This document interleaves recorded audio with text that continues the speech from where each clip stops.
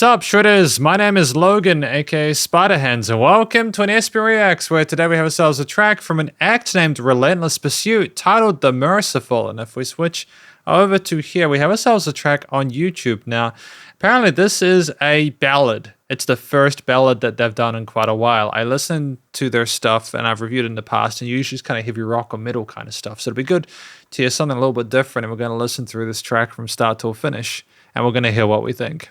Just a heads up as well, at the end there's going to be like a score, like an overall song score based on different criteria that I'm going to rank it on. But in the meantime, let's go, let's do it.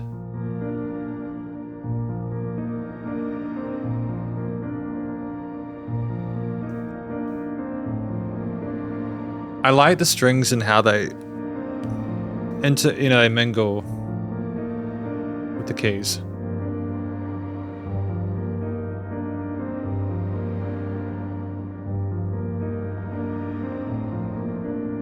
It's very soothing and peaceful.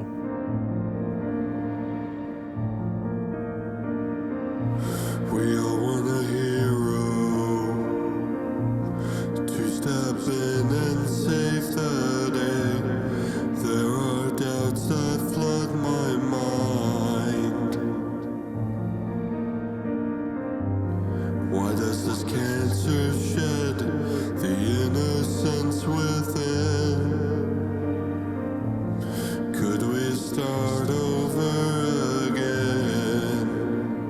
I kind of like the delay on that. We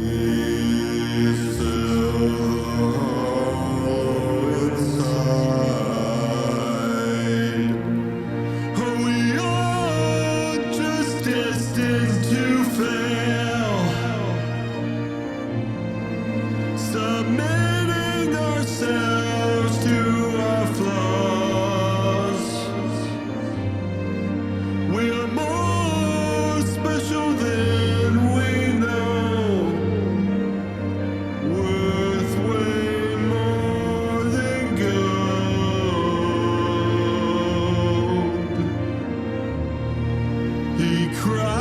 Countless tears for his children. Interesting use of unison note with the way those chords went up.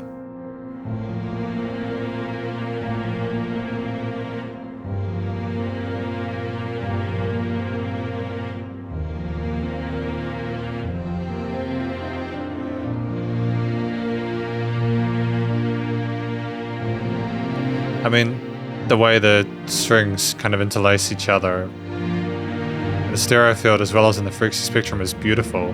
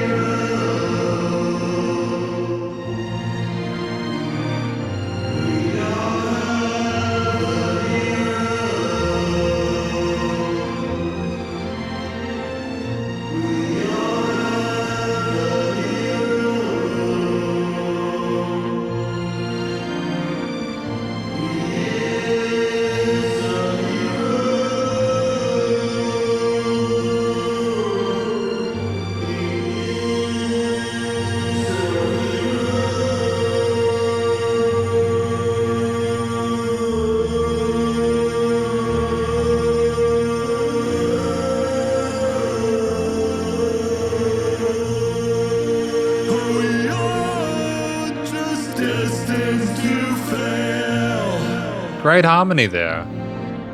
Submitting ourselves to our flaws. We are more special than we know. Worth way more than gold.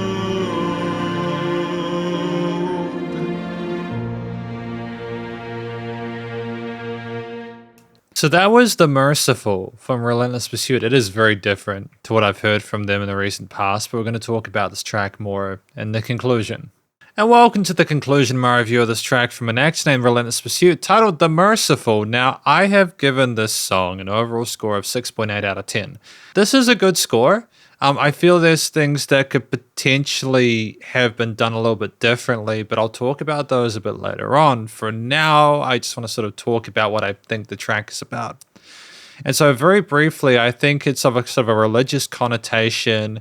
It's discussing almost how we are worth more than gold, how we are enough, but that we can sort of have that light shine on us and have that support and care. When he cries countless tears for his children, clearly we're talking about like God and the interaction between him and us. And it's there's this kind of asking to fill the hollow inside, which sort of insinuates that like we aren't really complete unless we have God's love. So I think that is what this track is about, and I feel like that makes sense. So I'm sure that people who relate or follow that faith will be able to sort of get by and appreciate that story. And ultimately, I just feel like it's very well done. So it's a heartfelt tale.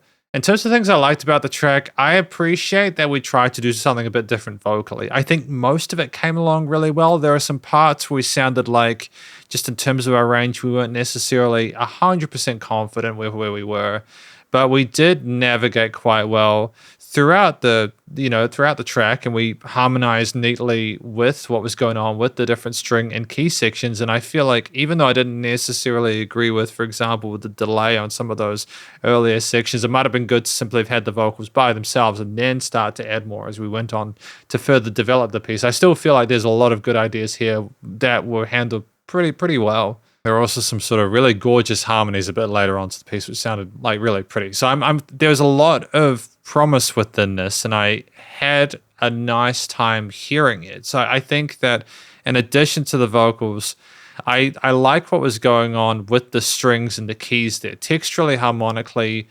pitch-wise, and in terms of octaves. They do sort of stick really well with each other. If you have a string section, it can navigate most of the frequency spectrum, and so can the piano. So it's effectively just getting the two of those to kind of interconnect and play nicely with each other, which was done well here. We understand music theory and composition. We understand how to create these progressions and how to sort of adjust expectations, like focusing on the lows versus the highs and stuff like that. And the triads that we used sounded pretty, and also there were little bits where we kind of had the strings kind of going over each other, for example. Things were filtered where they had space. The music sounded like it was trying to adjust in regards to pseudo leads and stuff like that. I feel like unless I missed it, I'm kind of like second guessing myself here, but it's a situation where I think we could have potentially have had like a solo section, the strings kind of come in, or maybe had like a specific, but then I'm also wondering whether that would have necessarily have benefited it. It's whether or not the solo sections outside of the main vocals would have been arbitrary or not. I feel like just in terms of like variety compositionally, it might have been good to have had that, but then there's change we could have done. I think specifically for more of an acoustic sort of balladesque kind of thing where you stick with the strings and piano, it works. With the ingredients that we have here, I feel like a lot of it was done quite well. And as I go back through the track and just double check, there is development. It's just very gradual as you go through. You compare the first, second, and third parts, there definitely is movement. So I kind of take that back. I think that the vocals, they go up with the strings as they go up into the higher part of their range there. So it's more that simply the strings are trying to sort of be more sort of like atmospheric. But yeah, there is development there. I think finally it's the overall theme itself. So specific on the actual main sort of like chordal concept there. With the development, as I mentioned earlier, after the kind of, I suppose, addendum to it, you have almost a sense of hope from the strings as they go up. Almost as if as we go through the track, we slowly realize, I suppose, the value of our connection to God. And so the song kind of lifts to a point where you show more and more gratitude towards that. So I feel like there is a solid sense of connection between the actual key and string parts to that. And I think most of it is keys at the start of the song anyway. So maybe the strings are the herald and the side, getting louder as we become more sort of like sort of secure in our beliefs there, as well as our hope and faith in ourselves. That's my kind of take on it. With those in mind, it's just little things like the vocal take could have been just a little bit cleaner in regards to some of like the EQing and stuff like that. Little kind of like kind of like picky things, you know. There are things where I feel like as we continue to develop as a musician, we find like things that work and things that work really well. And I think that it's great that we're exploring different vocal effects and processes and stuff like that. I feel like the leveling in general was really good. There was nice, sufficient dynamic range to the different string and piano parts. And yeah, ultimately, I feel like it's a really good sort of impression to the more balladesque kind of stuff that, Relentless Pursuit's putting out. I'm glad I had the chance to listen to it. So thank you very much for watching my review of this track from an act named Relentless Pursuit titled The Merciful, and hopefully you enjoyed it. If you did, please go show them some love via their various social medias and their YouTube page, and stay cool and stay safe, and please remember to support your local musicians and artists at this point in time, as you need the help more than ever with all the crazy stuff going on in the world, and I will catch you in the next SP Reacts. Spiderhands out.